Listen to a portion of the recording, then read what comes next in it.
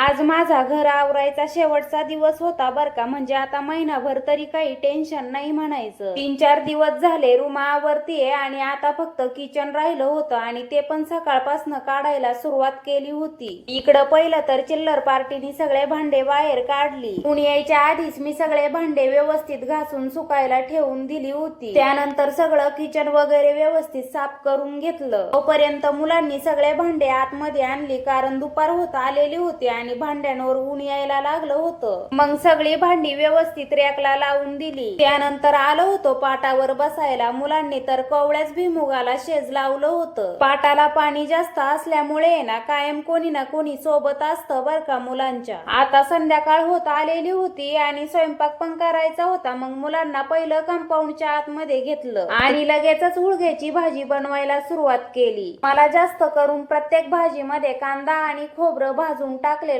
खूप आवडतं बरं का. गावाकडे याला काळ्या मसाल्याची भाजी पण बोलतात. आज चूल पेटलेली नव्हती म्हणून कांद्याची आणि लसणाची फोडणी देऊन भाजी बनवलेली होती.